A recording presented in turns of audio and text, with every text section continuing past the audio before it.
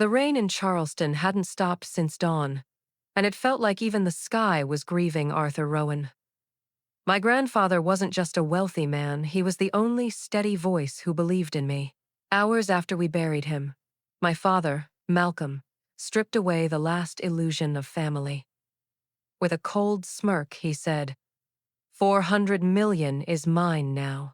Pack your things, you're out by morning. My name is Callista Rowan, and I'd grown used to his cruelty, but hearing those words cut deeper than any wound. What I didn't know then was that within 24 hours, the same man who threw me out would be at my door, begging for help.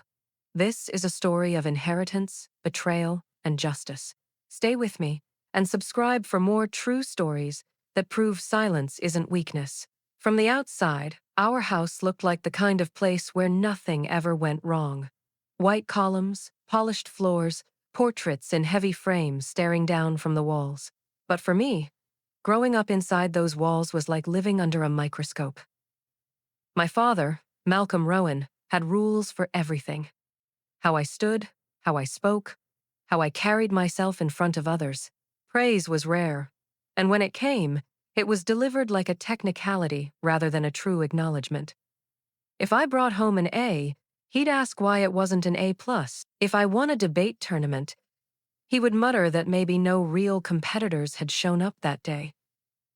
I learned early that perfection wasn't enough. It had to be perfection on his terms. By the time I was 10, I had stopped sharing my victories. The more I tried to please him, the more invisible I felt. Silence became my safest shield. That silence carried into everything. Meals where forks scraped louder than conversation, birthdays celebrated without warmth, even car rides where the radio was turned low so my posture could be corrected. Every inch of my childhood was measured, corrected, and judged. But there was one place in that house where I could. Breathe the old porch, swing at the back of the estate, where my grandfather, Arthur, liked to sit with his sweet tea. With him, the silence wasn't punishment. It was peace. He asked questions no one else bothered to ask. What do you dream of doing? Who do you want to be? And he listened, really listened to my answers.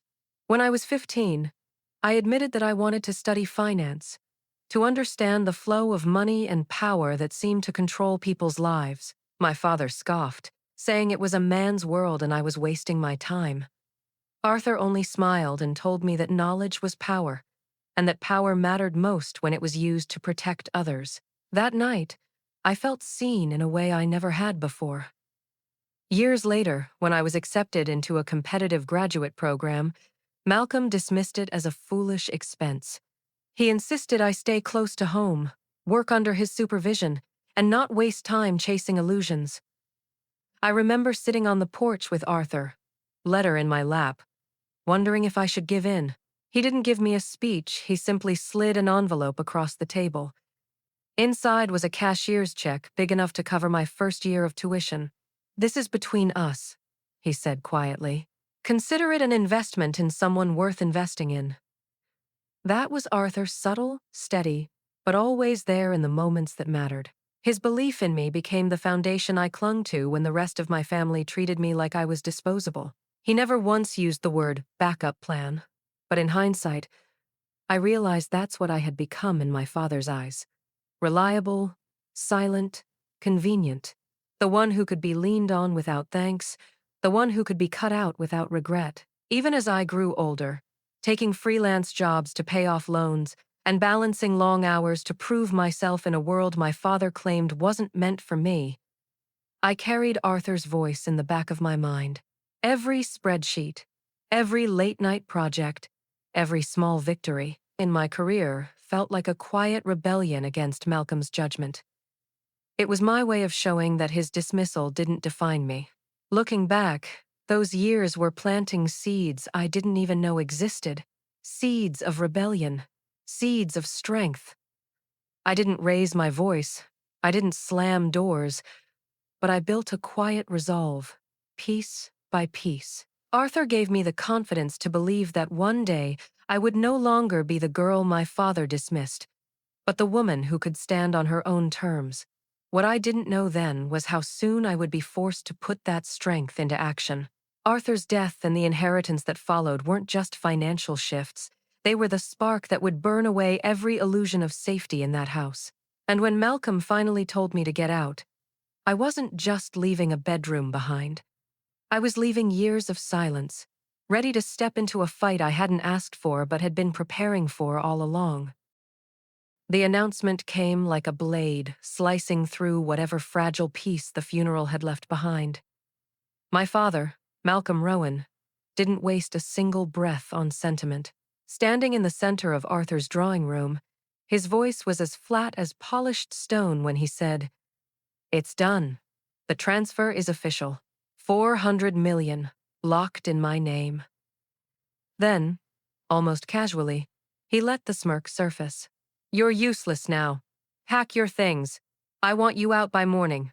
For a moment, the words didn't register. This was my father, the man who had drilled posture, ambition, and obedience into me from childhood, now dismissing me as if I were nothing more than a tenant whose lease had expired. My hands went cold. I felt the coffee cup slip slightly, the porcelain clinking against its saucer louder than any sound in the room. I wanted to ask him if he realized what he was saying, if he understood the cruelty, but the truth settled quickly. He knew exactly. Malcolm's entire life had been about control, and stripping me of a home, of belonging, was the purest way to remind me that he held all the cards. That night, the house changed. Doors I had walked through my whole life were suddenly locked. The library, where Arthur once read to me, sealed off. The sunroom, where I'd sat on quiet afternoons, off limits. Even the study that still smelled of Arthur's cigars was closed, as if to erase any trace of him that didn't fit my father's narrative. The staff people who had known me since childhood avoided my eyes.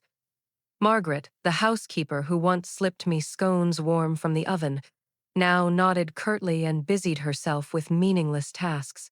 I had become invisible overnight. Dinner was worse. My father sat at the head of the table, discussing renovations and new investments, while I might as well have been a ghost. The clink of cutlery filled the silence where once Arthur had told his stories. When I asked a question, my father answered with finality, like the matter was already closed. I was no longer part of we.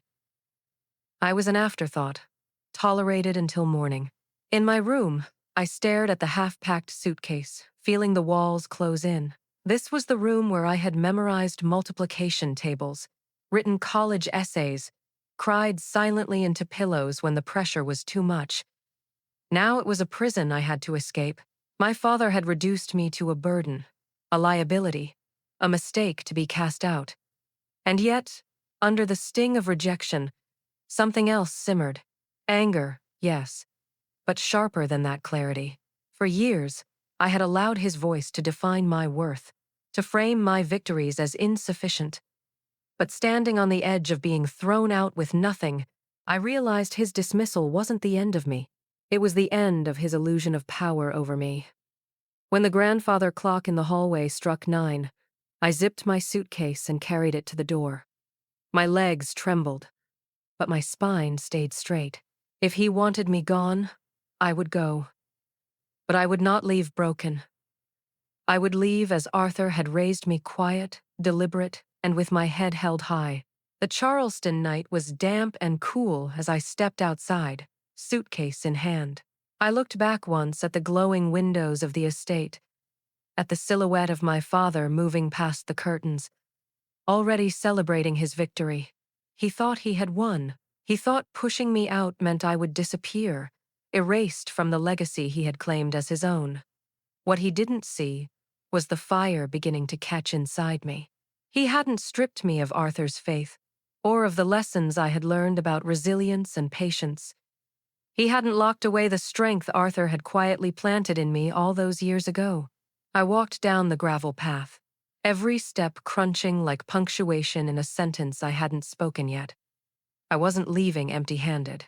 I carried the memory of Arthur's voice, the weight of his hidden message, and a determination my father had underestimated. By the time I reached the edge of the driveway, The anger no longer felt like a wound. It felt like a weapon sharpened by betrayal, fueled by the certainty that I would not stay silent. Malcolm had told me I was useless. He had exiled me from the only home I had known. But in that moment, I understood something he never would. Sometimes being cast out is the beginning, not the end. And for me, it was the start of a fight he could never have predicted. I was nearly finished packing when the shelf gave me away. The old bookcase, a gift from Arthur when I was still in high school, had always stood against the far wall of my bedroom. As I slid one of the heavier biographies from its place, the spine seemed looser than the rest. The book shifted forward with a weight that felt out of place. When I pulled it free, a sealed envelope slid out and landed softly on the floor. My breath caught when I saw the handwriting Arthur's steady cursive, the kind that never wavered even with age.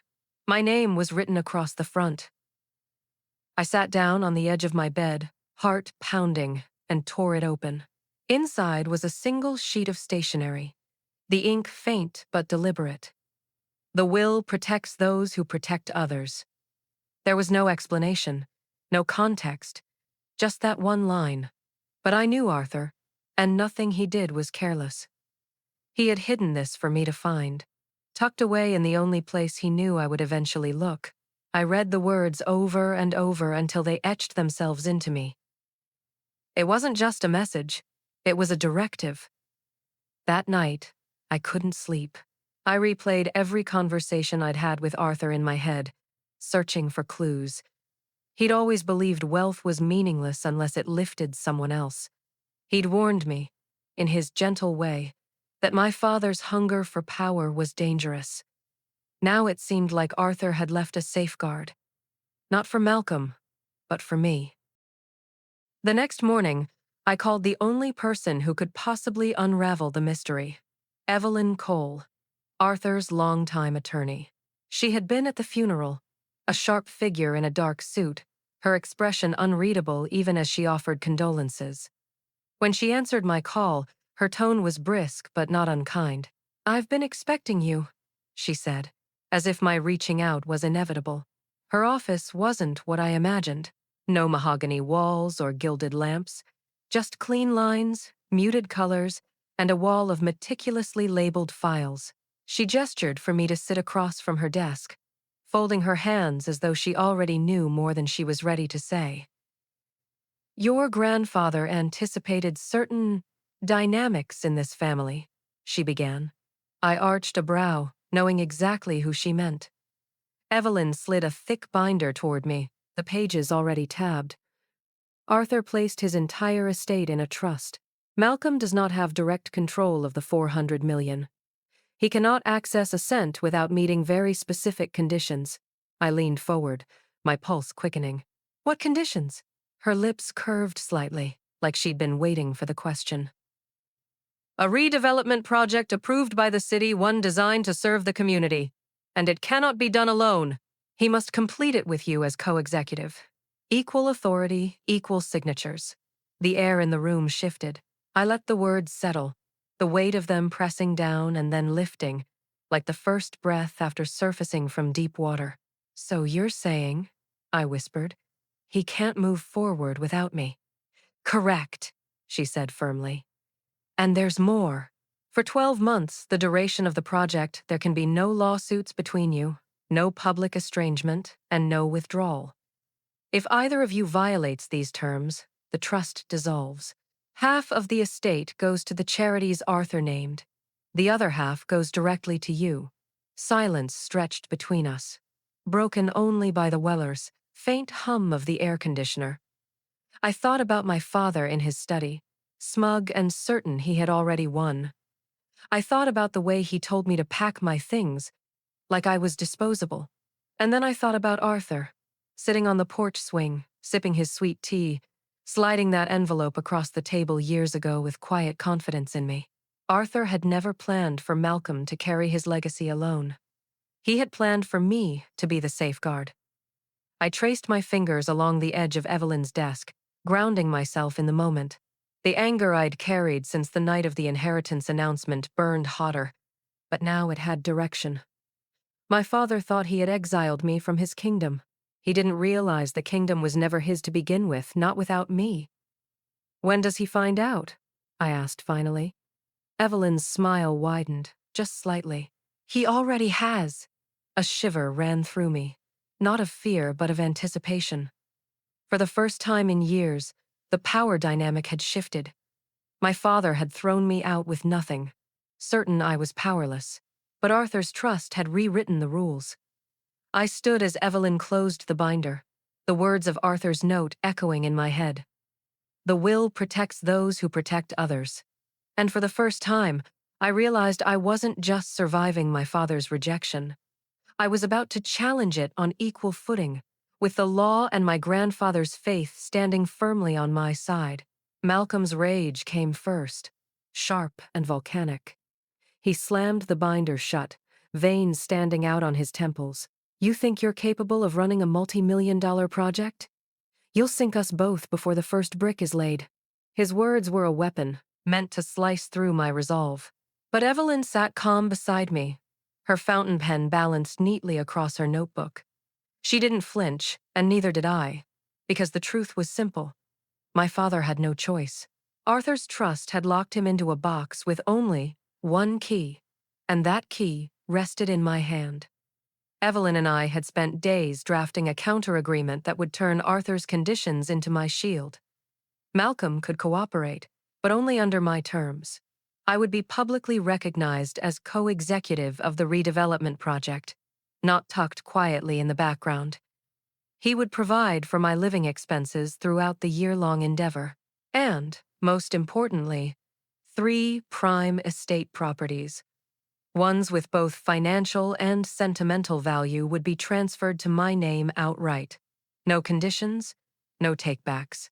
When Evelyn slid the final draft across the polished conference table, Malcolm's jaw tightened so hard I thought he might crack a tooth. His eyes scanned the pages, then flicked up to me, cold and cutting. "This is extortion," he hissed. "No," I said evenly, my voice steady. "This is the will. You're just angry because for once you're not in control." For a long beat, the only sound was the steady hum of the air conditioning. Then, with a bitter exhale, he picked up the pen. His signature came in quick, harsh strokes, like he was stabbing the page. Evelyn notarized each line with quiet precision, her stamp pressing history into permanence. That day marked the shift. My father still held the title of heir, but the narrative, the control, the dignity was mine. The months that followed were a blur of steel beams, architectural plans, and relentless oversight. The waterfront lot that had once been cracked asphalt slowly transformed into the skeleton of a community center. I walked the site daily, boots caked with dust, clipboard in hand. Contractors stopped looking to Malcolm for direction and turned to me instead. I learned the language of building permits, cost projections, and city inspections. And every time Malcolm tried to cut corners or push for cheaper finishes, I shut him down with Arthur's vision in my back pocket. "You're impossible," he muttered once, after I rejected his proposal to slash the job training classrooms. "No," I said, without raising my voice. "I'm exactly what Arthur needed me to be." The press caught wind of the story. Headlines painted a picture of unity. Rowan family honors patriarch's dream with $400 million project. Photographers loved snapping pictures of us side by side, smiling for the cameras. But behind every glossy spread, every handshake with city leaders, lay a constant negotiation. I wasn't his pawn. I was his equal because the law had made it so. By the 11th month, the center rose proudly over the harbor, its glass walls catching the morning Sunday. Walking through its nearly finished halls, I could almost hear Arthur's voice reminding me that wealth meant little if it didn't serve others. The ribbon cutting drew a crowd larger than I'd imagined. City officials, reporters, families from the neighborhood, they all gathered beneath the spring sky as the building gleamed behind us. Malcolm stood at my side, his smile practiced, but the speeches belonged to me. That was Arthur's stipulation, and mine. When I stepped to the podium, I didn't speak about legacy in abstract terms. I spoke about Arthur's belief that wealth should build bridges, not walls. I thanked the volunteers, the workers, and the community that had lifted this vision alongside me. I didn't mention Malcolm's name once. The applause began as a ripple, then swelled into something steady, warm, and undeniable. Out of the corner of my eye, I saw Malcolm's jaw tighten. His face strained as the focus of the day fell not on him, but on me. By the time the crowd dispersed, Arthur's trust had fulfilled its conditions. Malcolm would receive the fortune he had clawed for. But I walked away with more than property deeds and newspaper clippings. I walked away with Arthur's legacy alive in the world, a center bustling with possibility, and the quiet, unshakable knowledge that I had stepped out from my father's shadow. For him, the money was everything. For me, the victory was never about the dollars, it was about standing tall, claiming my voice, and proving that Arthur had been right all along.